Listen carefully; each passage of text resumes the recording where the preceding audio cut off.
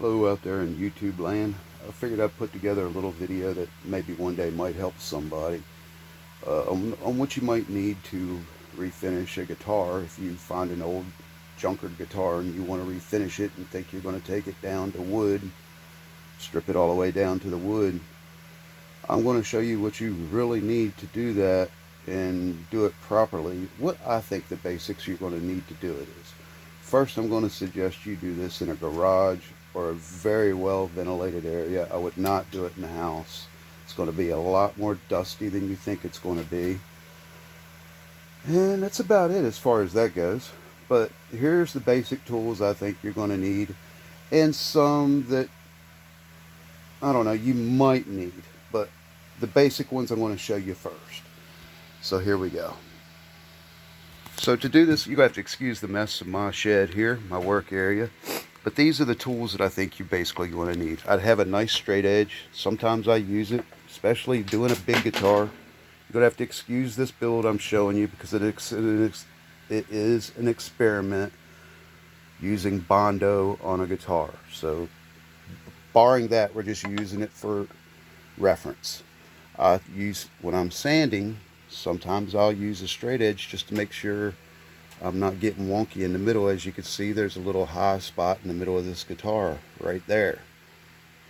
And you see, so sometimes I'll use a straight edge like that, especially if you're hand sanding, because you don't want to sand no divots in your guitars. So first one would be the straight edge. Always have a pencil. I dropped my X-Acto knife. I like to have an X-Acto knife to cut your paper with, your sandpaper and such.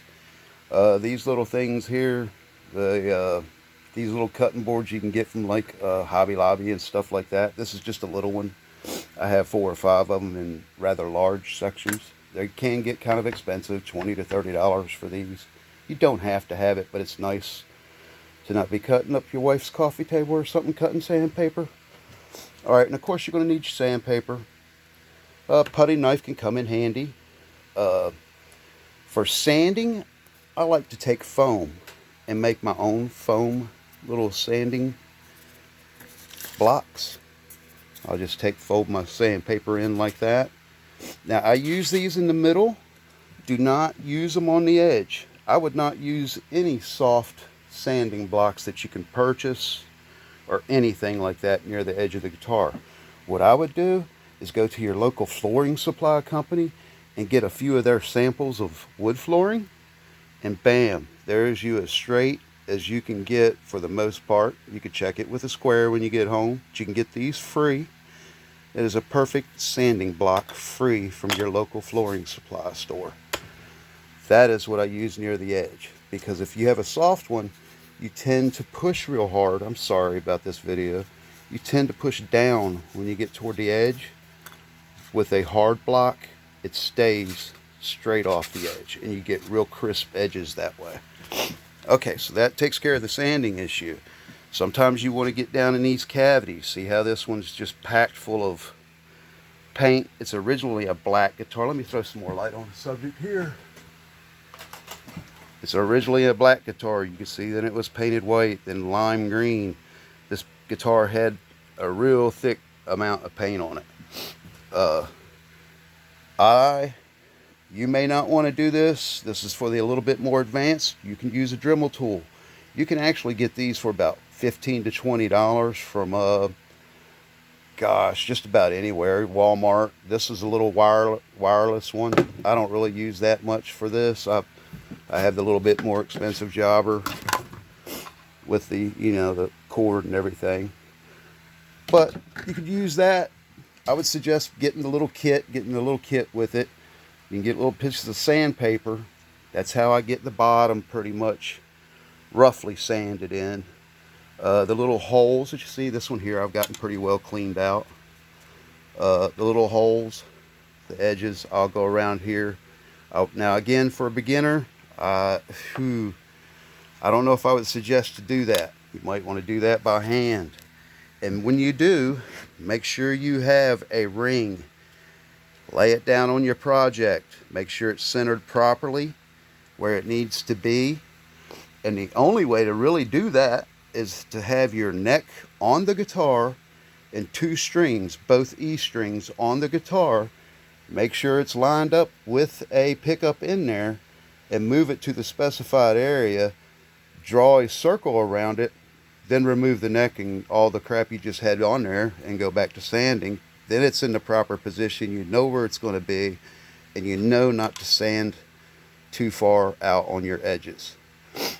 Now, if you think you're good enough with a Dremel tool, it makes this job a whole lot easier. But I would suggest going with the lightest sanding. This is what you're going to use. I'd go with the lightest sanding one you could find, and most of them come in really pretty rough grades, somewhere around the 80 to 100 grit grades. So you can get out of hand real quick and have a mess. Alright, so where are we at now? You always want some tight bond. There's a couple of different tight bonds, different lutherers. I'm not a lutherer. Hell, I'm just barely building guitars. This is like my 7th or 8th build. Tight bond, there's 2 or 3 different ones you can get that are just perfect.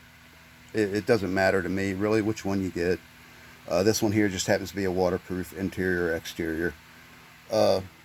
Toothpicks. I use toothpicks to fill in all my holes. Right there. A little bit of glue, the tight bond. Toothpicks, I nip off the ends of them. I don't leave them very, very pointed. And that's how I fill in all my holes. Let's see. Scraper always comes in handy. Now, sometimes in the extreme, you might have to use a chisel. This is the tools that you probably don't need, but sometimes might. A chisel and a drill. Why a drill? Because if it's real messy in the removal, as the paint was here, I'm going to have to run drill and re-drill out my holes for my wires, because they are just packed full of crap. And I'm trying to make this guitar look somewhat. It's probably going to wind up being a wall hanger. I'll explain the Bondo a little bit anyway. I always wanted a Warlock guitar that didn't quite look like a Warlock guitar. I don't like a Warlock guitar with rounded edges. I never cared for how they rounded the edges. I always thought they should be straight and crisp. And this was a junk guitar that was pretty much given to me. Somebody had taken a screwdriver and gouged out the neck area. And I've always wondered how Bondo would work on a guitar versus, you know, putting a wedge or something and trying to fix the neck, if you could use Bondo. Because Bondo will move. It's a fairly flexible product. It's not as hard as what people think it is. It will flex. So I'm wondering if it'll flex with the wood. I'm taking this off. I don't want a bridge like this because it's a pain in the ass, and the neck was in so much bad position that we're leveling it out with Bondo. And I want to switch the bridge up. I'm bastardizing this guitar. We're just going to throw a, gosh, I guess you'd call, here we go, like a little Stratocaster jobber on there, like that. It's probably going to wind up being a wall hanger, but it's just an experiment, because the neck of the guitar, when it came to the head, it was a bronze, Warlock bronze. At least the neck was. Can't say for sure if the body was, because it's weird. It was a black guitar, but it had this that you're seeing on top, and then a banding of it was like a off-white, and then back to the wood, and then the same thing on the back of the guitar. It's rather strange looking. Like they meant for it to be a wood guitar and it didn't pass the grade, so they just painted it. So, I don't know, it's either a factory mess up or some type of Japanese crap or something, who knows. But anyway, I also don't like how the Warlocks have real rounded tips, and I'm trying to point them up a little bit more. They're not going to be quite as pointy as this. I'm not done sanding this guitar or anything. But I just wanted everything a little bit more crisp than a Warlock is. And it's an experiment anyway. Like I said, it's just probably going to wind up being a wall hanger. I'm sure it'll play, but, you know, who's going to, you know, it's a wall hanger. I just always liked the looks of them. I'm an 80s kid. I'm 50, you know, in my mid-50s. And when this guitar first come out and you seen this, it was like, wow. It was a mind blower seeing it. So, anyway, there's my tips for what you're going to need your basics over here on the right here is what you're going to need. And I strongly suggest you do this outside, not in the house. If you do this in the house and you think, oh, I've got the dust under control, it's not going to blow around, dude, you're going to have so much dust everywhere, especially if you're trying to bring it down to a finish such as that. You're going to be there a while. Even if you're trying to do something, you know, like that. That's my latest build right there, and that's a it's a not, you know, it's not a gloss finish. It's a semi-gloss finish, but I did gloss up the head on her. She's a little dirty right now because it's my garage guitar, hence the paint job. But yeah, if you're trying to bring it to a finish like that, you're gonna have, I mean, look at my floor. That's from this guitar alone. Okay, you're not gonna do this in the kitchen. Don't do it. Take my word for it. Do it outside, or if you have a shop like mine, I have a little 24 by 12 shed, something like that. So anyway, there's my tips and tricks. Hopefully somebody watches it. Oh, might come in handy. Little teeny hammer. Don't use a big hammer. Use a little hammer. That way, if you make a mistake, you make a little mistake. There's a good tip for the day.